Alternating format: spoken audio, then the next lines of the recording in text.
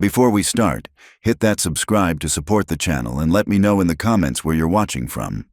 What I'm about to tell you will challenge everything you believe about our planet, about what lies beneath the ice, and about the lengths governments will go to keep certain truths buried. My name is Dr. Elena Rodriguez, and for the past 3 years I've carried a secret that has eaten away at my sanity like frostbite consuming flesh. I was a glaciologist for the National Science Foundation, specializing in ice core analysis and climate research. I had credentials from MIT, published papers in Nature, and a reputation for meticulous scientific methodology. None of that prepared me for what I discovered in the most remote and forbidden regions of Antarctica. You need to understand something right now. I'm not some conspiracy theorist spinning tales for internet fame.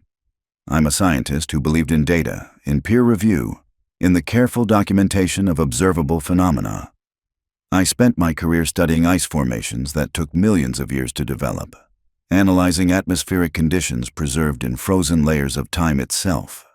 But what I witnessed during a classified research expedition in 2021 shattered every assumption I held about our world and our place in it. The things I saw beneath the ice shouldn't exist according to every law of physics and biology I'd spent 2 decades studying. When we returned from that expedition, they made us sign documents that went far beyond standard research confidentiality agreements. These weren't your typical academic non-disclosure forms about protecting intellectual property until publication. These were contracts written by people who understood exactly how to make someone disappear without leaving questions.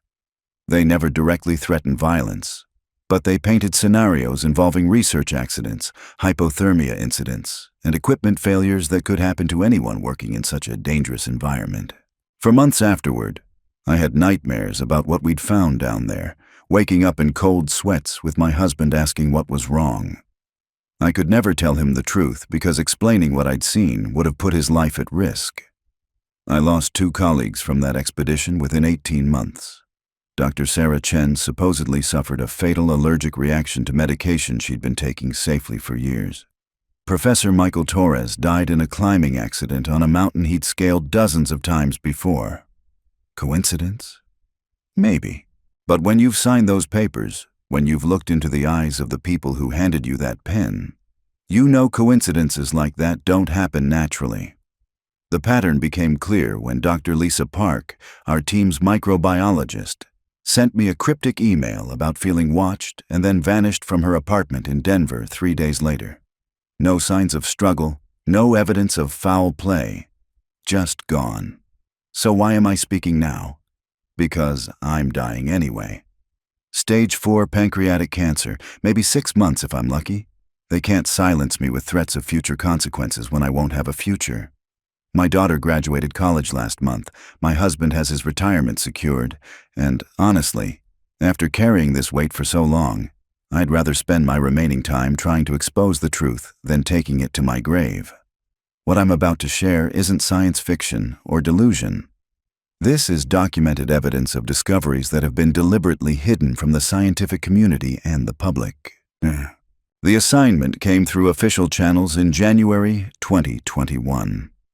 The National Science Foundation had received unusual seismic data from monitoring stations in East Antarctica, specifically in a region designated as Sector 7, approximately 800 kilometers from McMurdo Station. The readings suggested massive subsurface cavities that didn't match any known geological formations. My expertise in ice core analysis made me an obvious choice for the team, along with 5 other specialists, including a geophysicist, a microbiologist, 2 engineers, and a photographer whose job was officially documentation, but who clearly had military training. Our mission briefing was surprisingly sparse for such an expensive expedition. We were told to investigate the anomalous formations, collect samples, document our findings, and report back within 3 weeks. Standard protocols, familiar equipment, routine scientific exploration. But there were details that should have raised red flags. The expedition was funded through a black budget allocation rather than normal NSF channels. Our communications equipment was military grade rather than standard research gear. And most telling, we were assigned a security liaison named Colonel Hayes, who had no scientific background but carried authorization that superseded our team leader's authority. The flight to Antarctica was unremarkable, the kind of routine transport I'd taken dozens of times before. But when we landed at McMurdo Station, things felt different. The base personnel were unusually quiet, avoiding eye contact, going through motions without their typical enthusiasm for visiting researchers. Colonel Hayes immediately sequestered our team in a restricted section of the base, away from other researchers and support staff. He briefed us on additional protocols that hadn't been mentioned in our original assignment, emphasizing the sensitive nature of our mission and the importance of operational security. We departed McMurdo 3 days later in specialized tracked vehicles designed for extreme terrain, heading toward coordinates that placed us farther from civilization than I'd ever been. The landscape was breathtaking in its desolation, endless white expanses broken only by occasional rocky outcroppings and the distant mountains of the Trans-Antarctic Range. But as we traveled deeper into Sector 7, I began noticing anomalies that my scientific training couldn't easily explain. The ice formations were wrong, twisted into patterns that didn't match natural freeze-thaw cycles. Temperature readings fluctuated in ways that contradicted established climate models for the region. On our 4th day of travel, Dr. Chen made an observation that would prove prophetic. She was monitoring atmospheric conditions when she detected unusual electromagnetic signatures, frequencies that seemed too organized to be natural phenomena. When she reported this to Colonel Hayes, his reaction was immediate and concerning. Instead of scientific curiosity, he showed what looked like recognition, as if he'd been expecting exactly this kind of data. He ordered radio silence until further notice and instructed us to maintain minimal electronic signatures from our equipment. That night, camped in prefabricated shelters designed to withstand Antarctic conditions, I couldn't sleep. The electromagnetic readings Chen had detected were bothering me, not just because they were unexplained, but because they were rhythmic, almost like a signal. I'd spent years studying natural electromagnetic phenomena associated with ice formations, and these patterns didn't match anything in the literature. More disturbing, they seemed to be getting stronger as we approached our destination, suggesting their source was exactly where we were heading. The next morning brought our first visual confirmation that something extraordinary was waiting for us. Professor Torres, our geophysicist, was conducting ground-penetrating radar sweeps when his equipment began showing massive subsurface structures, not cavities or natural formations, but geometric patterns that looked distinctly artificial. When he called us over to examine his readings, we found ourselves staring at data that showed what appeared to be corridors, chambers, and architectural features extending deep beneath the ice sheet. The structures were enormous, covering an area roughly the size of Manhattan and descending to depths our equipment couldn't fully map. Colonel Hayes studied the readings with an expression I'll never forget, a mixture of anticipation and dread that suggested he knew more about what we were approaching than he'd shared with our team. When Dr. Park asked if we should contact McMurdo Base to report these findings, Hayes simply shook his head and said our orders were to investigate first and report afterward. Looking back, that was the moment I should have realized we weren't conducting a routine scientific expedition. We were confirming the existence of something that had already been discovered. The approach to our final destination took 2 more days of careful navigation across increasingly unstable ice formations. The electromagnetic signatures were now strong enough to interfere with some of our equipment, and the temperature readings showed localized warming that defied explanation. As we crested a ridge on the morning of our 7th day, we saw it, a depression in the ice sheet roughly circular and perhaps 2 kilometers across, with steam rising from its center despite air temperatures of minus 40 degrees Celsius. 40 degrees Celsius.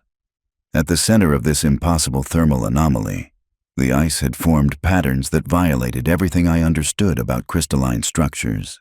Instead of the random fractures and natural formations I'd studied for decades, the ice showed deliberate organization, geometric precision that looked almost architectural. The steam wasn't rising randomly, but seemed to follow specific pathways, creating visible channels in the frigid air that suggested underlying heat sources following engineered routes rather than natural geological processes.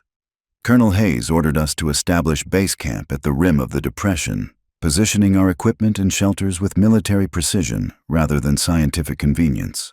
When Dr. Torres suggested we needed to descend immediately to begin sample collection, Hayes insisted on additional reconnaissance first. He deployed sensors and monitoring equipment with practiced efficiency, clearly familiar with protocols we hadn't been briefed on. His actions suggested this wasn't exploration, but confirmation of something already known to exist. The descent into the depression began the following morning, and within minutes we encountered phenomena that challenged my understanding of Antarctic geology. The ice beneath our feet wasn't the dense, ancient material I expected, but showed layers and striations that suggested rapid formation and artificial modification. Core samples revealed crystalline structures that shouldn't exist at these temperatures, molecular arrangements that required conditions we couldn't account for using known atmospheric or geological processes. But it was the electromagnetic readings that truly disturbed me. As we descended deeper into the depression, Chen's equipment detected increasingly complex signal patterns, frequencies that were organized in ways suggesting intentional transmission rather than natural electromagnetic phenomena. The signals weren't random atmospheric interference, but showed mathematical progressions, repetitive sequences, and harmonic relationships that implied sophisticated technology operating somewhere beneath the ice. At approximately 50 meters depth, we encountered the first artificial structure, not buried ruins or ancient artifacts, but smooth metallic surfaces that were clearly manufactured and recently exposed. The metal itself defied classification, showing properties that didn't match any known alloys while displaying a faint luminescence that required no external power source. When I approached with standard geological sampling tools, the surface responded to proximity, brightening slightly as if acknowledging our presence. Dr. Park immediately began microbiological analysis of the surrounding ice, searching for any organic contamination that might explain the unusual properties we were observing. Her findings were impossible to reconcile with established science. The ice contained microscopic organisms that shouldn't survive Antarctic conditions, cellular structures that appeared artificially enhanced rather than naturally evolved. These weren't ancient bacteria preserved in ice, but active biological systems that seemed designed to thrive in extreme cold while maintaining complex metabolic processes. The photographer, whose military background became increasingly obvious as we encountered these anomalies, documented everything with equipment far more sophisticated than standard research cameras. His lenses captured electromagnetic spectrums invisible to human vision, revealing energy patterns emanating from the metallic structures that suggested active technological systems. When I asked about his specialized equipment, he simply stated it was necessary for complete documentation and refused further explanation. Colonel Hayes maintained constant communication with unknown parties using encrypted channels that bypassed our standard research protocols. His conversations were brief and coded, but his body language revealed mounting tension as we discovered each new impossibility. Whatever we were finding matched expectations he'd been given, but the reality of confronting these phenomena was clearly affecting him despite his professional demeanor. The structures extended far beyond what our initial surveys had suggested. Following the metallic surfaces led us into a network of interconnected passages that had been carved through the ice with technological precision. The walls showed tool marks that didn't correspond to any known excavation methods, smooth cuts that suggested energy-based rather than mechanical construction techniques. The passages themselves followed geometric patterns that served no obvious functional purpose, creating spaces that felt more like abstract art than practical architecture. Temperature readings within these passages defied explanation. Despite being insulated by meters of ice and exposed to constant sub-zero conditions, the air temperature remained comfortable for human activity without any detectable heat sources. The warming effect wasn't gradual or localized, but maintained consistent conditions throughout the entire structure, suggesting environmental control systems operating beyond our ability to detect or understand. Dr. Torres conducted gravitational analysis that revealed the structures extended much deeper than our ground-penetrating radar had initially indicated. His calculations suggested a massive complex buried beneath hundreds of meters of ice, with the passages we discovered representing only surface access points to something far more extensive. The gravitational anomalies indicated construction materials with densities that shouldn't be possible, using known engineering techniques. As we explored deeper into the network, we encountered chambers that challenged every assumption about the site's purpose. These weren't storage areas or functional spaces, but seemed designed for observation or ceremony. The walls displayed what appeared to be viewing ports, transparent materials that provided clear sight lines to adjacent chambers and passages. The transparency itself was remarkable, maintaining perfect clarity despite the extreme conditions while showing no signs of ice formation or environmental degradation.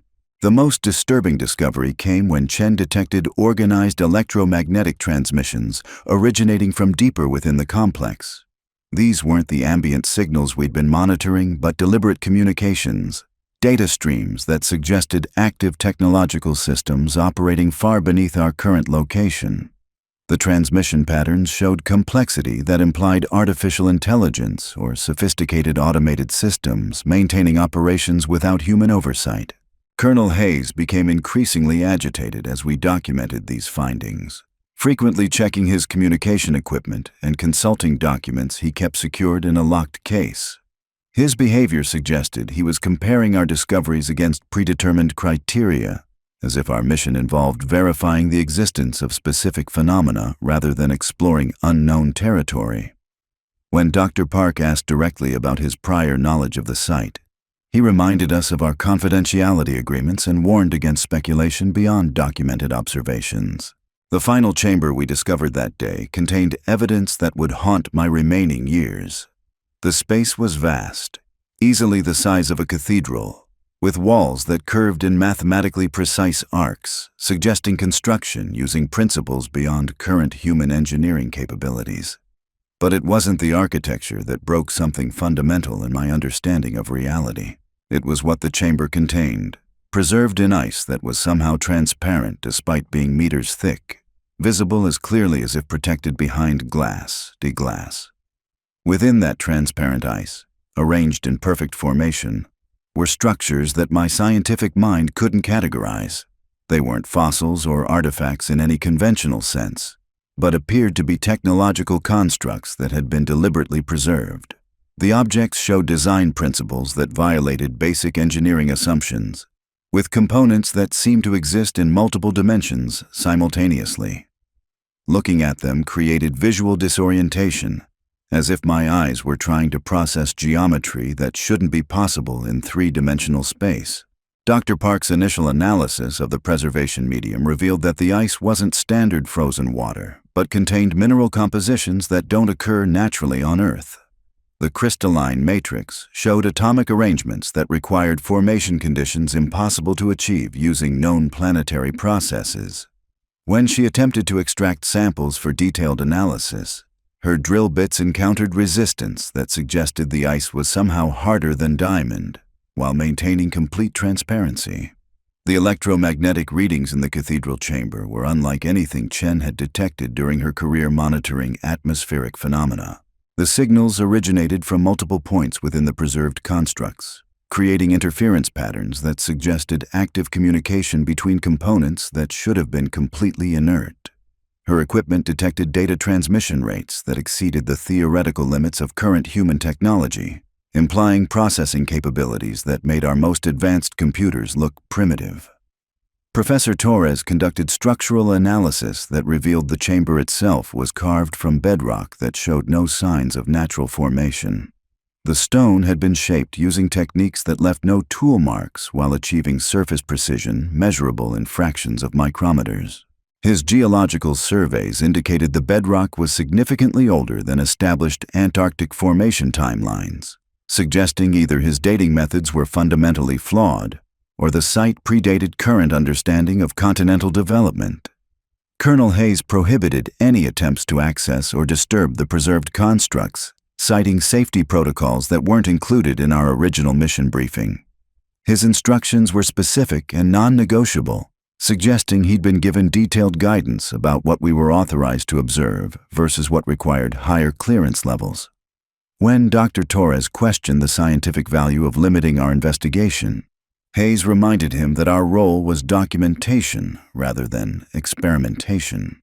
The photographer worked methodically through the chamber, capturing images using specialized equipment that recorded electromagnetic spectrums far beyond visible light. His documentation process followed protocols that clearly weren't standard scientific procedures, suggesting his real purpose involved intelligence gathering rather than research support. The precision of his work and his familiarity with the anomalous phenomena indicated prior training for exactly this type of encounter. That evening, back at our base camp, the team gathered to discuss findings that challenged our collective expertise. Dr. Chen presented electromagnetic data that showed organized signal patterns continuing throughout the night, suggesting the buried complex maintained constant activity despite showing no signs of human occupation. The signals weren't random electromagnetic noise, but demonstrated mathematical structures that implied intentional communication between sophisticated technological systems. Dr. Park shared microbiological results that defied classification using established taxonomic frameworks. The organisms she'd isolated from the ice samples showed cellular structures that appeared engineered rather than evolved, with metabolic processes that required no external energy sources while maintaining complex biochemical activity. Her analysis suggested these weren't naturally occurring bacteria, but artificial biological systems designed to operate under extreme environmental conditions. Professor Torres presented gravitational mapping that revealed the true scope of what we discovered. The buried complex extended across an area roughly 50 kilometers square and descended to depths his equipment couldn't accurately measure. The construction showed architectural planning that required advanced understanding of geological stability and environmental engineering, suggesting builders with technological capabilities far exceeding current human achievements. Colonel Hayes listened to our reports with expressions that shifted between satisfaction and concern, as if our findings confirmed expectations while raising new complications. His responses to our questions were carefully measured, providing minimal information while maintaining strict adherence to protocols he claimed were classified above our clearance levels. When Dr. Chen asked about the electromagnetic signal's apparent intelligence, he instructed her to limit analysis to technical specifications rather than interpretive speculation. The following morning brought discoveries that would fundamentally alter my understanding of Earth's history. While conducting routine ice core analysis near the cathedral chamber, I encountered layers that contained atmospheric samples from time periods that contradicted established climate records. The ice preserved air compositions that showed oxygen and carbon dioxide levels inconsistent with known planetary development, suggesting either my analysis was wrong or the preserved atmosphere came from different environmental conditions. More disturbing were the microscopic inclusions I found within these anomalous ice layers. The samples contained materials that didn't match any known terrestrial elements, showing atomic structures that required formation processes not available on Earth using current understanding of planetary physics. When I attempted to share these findings with the team, Colonel Hayes immediately confiscated my samples and ordered me to discontinue that particular research direction. Dr. Park made similar discoveries while analyzing biological samples from deeper excavations. She found cellular fragments that showed genetic structures unlike any known terrestrial life, with DNA sequences that incorporated base pairs not found in Earth's evolutionary history. Her analysis suggested these weren't ancient organisms, but represented biological systems that had developed under completely different evolutionary pressures, possibly on worlds with different atmospheric compositions and gravitational conditions. The photographer captured images that revealed the true extent of the complex's artificial lighting systems. His specialized cameras detected energy emissions from within the buried structures that suggested active power generation using unknown technological principles. The light sources weren't electrical or chemical, but appeared to operate through direct energy conversion processes that violated thermodynamic laws as currently understood. Professor Torres discovered that the complex's construction had fundamentally altered the local geological structure in ways that shouldn't be possible using conventional engineering approaches. The builders had somehow modified bedrock density and composition across vast areas, creating structural stability that exceeded anything achievable with current materials science. His calculations suggested the engineering required understanding of matter manipulation at atomic levels. Chen's continued electromagnetic monitoring revealed that the signal patterns were becoming more complex and organized, as if our presence had triggered increased activity within the buried systems. The communications showed mathematical progressions that suggested artificial intelligence with processing capabilities far beyond current human technology. More concerning, some transmissions appeared directed toward our location, implying the systems were aware of and responding to our investigation. On our 10th day at the site, we encountered phenomena that challenged not just scientific understanding but basic assumptions about reality itself. While exploring a previously undiscovered passage, Dr. Torres detected gravitational anomalies that suggested the presence of materials with impossible mass-to-volume ratios. His measurements indicated objects within the complex that were simultaneously incredibly dense and apparently weightless, defying fundamental laws of physics. The passage led to a chamber that contained what could only be described as active technology. The walls displayed surfaces that changed properties in response to our presence, shifting between transparency and opacity, while maintaining structural integrity. The materials showed responsiveness that suggested either sophisticated automation or forms of artificial intelligence integrated into the construction itself. Dr. Park's biological analysis of this new chamber revealed atmospheric conditions that shouldn't exist within a sealed, underground environment. The air contained oxygen concentrations and pressure levels that indicated active life support systems operating without detectable energy sources. More troubling, she detected airborne microorganisms that showed real-time genetic adaptation to our presence, suggesting biological systems capable of immediate evolutionary responses. Colonel Hayes's reaction to these discoveries was immediate and decisive. He declared the chamber off limits to further investigation and ordered immediate preparation for departure from the site. His instructions were non-negotiable and backed by authority that superseded our scientific mission parameters. When Dr. Chen attempted to argue for additional data collection time, Hayes reminded her of the legal obligations outlined in our confidentiality agreements. The photographer worked frantically to document everything possible before our enforced departure, capturing images that would later serve as the only physical evidence of what we discovered. His equipment recorded electromagnetic signatures and energy patterns that proved the active nature of the buried technology, providing irrefutable documentation that the complex wasn't an archaeological site, but a functioning technological installation. Our final night at the site was marked by electromagnetic activity that Chen described as resembling attempts at communication. The signal patterns showed increasing complexity and organization, creating transmission sequences that appeared designed to convey information rather than maintain system operations. The signals weren't random technological noise, but demonstrated intentional structure suggesting attempts at establishing contact with our research team.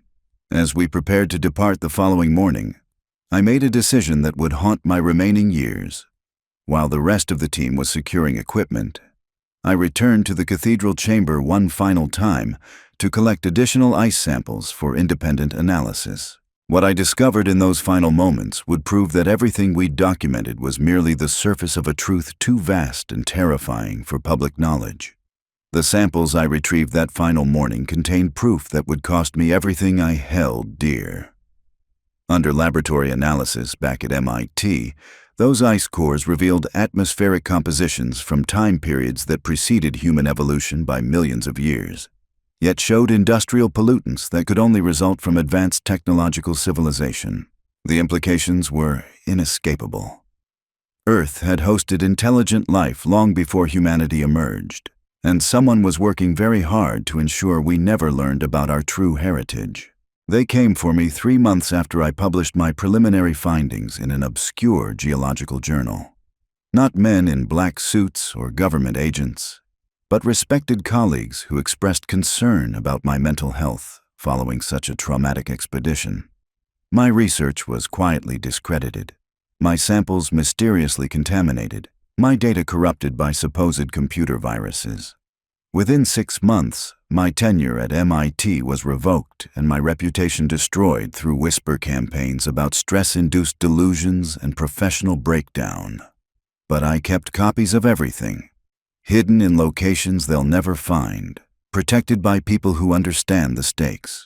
My death will trigger release of complete documentation including electromagnetic recordings, biological analysis, and photographic evidence that proves beyond doubt we are not alone on this planet and never have been. The technology beneath Antarctica's ice represents a civilization that flourished when our ancestors were barely distinguishable from other primates. The truth is coming whether they're ready or not. Other researchers are asking questions, detecting similar anomalies, connecting dots that reveal patterns of systematic suppression spanning decades. Climate change is melting ice barriers that have protected these secrets for generations. Satellite imagery is revealing structures that can no longer be hidden. The electromagnetic signals Chen detected are growing stronger, suggesting the buried systems are responding to changing environmental conditions. To my fellow scientists watching this, start asking why certain regions remain off-limits to research. Question why funding gets pulled from projects that approach sensitive geographical areas. Pay attention to colleagues who disappear or die under suspicious circumstances after making unusual discoveries.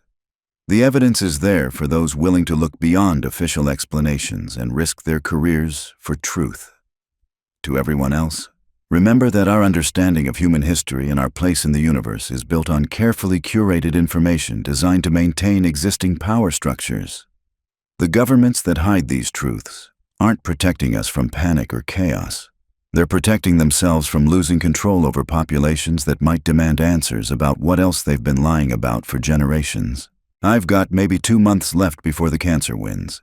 They can't silence me anymore, but they can certainly suppress this evidence unless enough people see it and start demanding answers. Share this testimony. Ask questions. Investigate inconsistencies in official narratives. Support researchers who challenge establishment assumptions.